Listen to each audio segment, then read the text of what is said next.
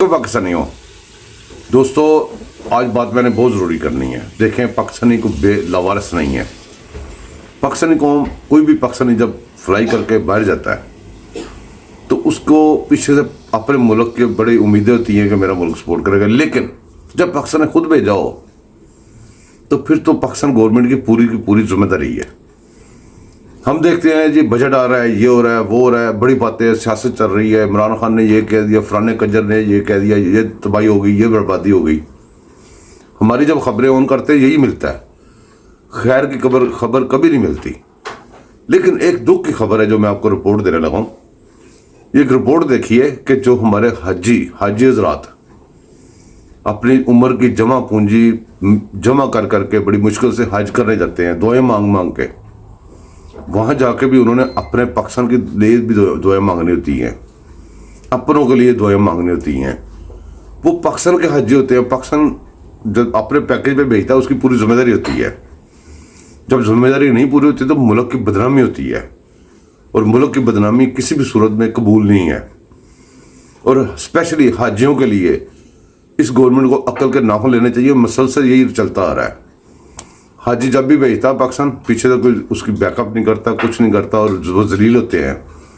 अगर हाजियों के पैकेज भी इस गवर्नमेंट ने नहीं छोड़ने, या गवर्नमेंट के करता धर्ताओं ने नहीं छोड़ने, तो फिर आप क्या कह सकते हैं इसके ऊपर मेरे पास तो लफ्ज़ नहीं है, अच्छे नहीं है, बुरे लफ्ज़ हैं, मैं नहीं इधर लेने चाहता। लेकिन ख्याल करें, सारे बंदे, सारे दोस्त मेरे ये रिपोर्ट देखें और आवाज़ उठाएं पाकिस्तान की गवर्नमेंट के लिए कि कोई अक्ल का नाखून लें। Thank you. ये रिपोर्ट देख लीजिए। अस्सलाम वालेकुम। ये पाकिस्तान से हाजी आए हुए हैं गवर्नमेंट पैकेज के ऊपर, मिनिस्ट्री ऑफ पाकिस्तान की तरफ से।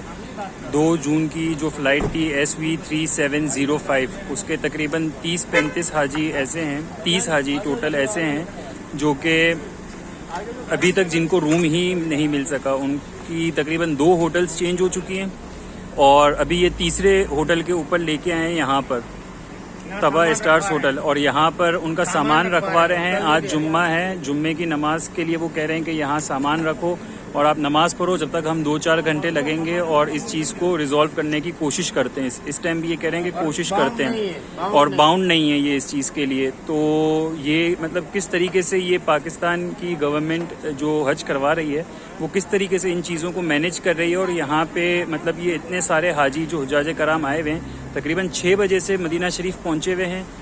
जुम्मे का दिन है आज, उन्हें नहा धो के नमाज जुम्मा के लिए जाना था, लेकिन वो नमाज जुम्मा की बजाय यहाँ पे होटलों के बाहर, तकरीबन तीसरी होटल है, और ये दर बदर फिर रहे हैं यहाँ पर। अब इस टाइम पे भी ये कह रहे हैं कि इस होटल के अंदर आप लोग लॉबी में सामान रखा लो।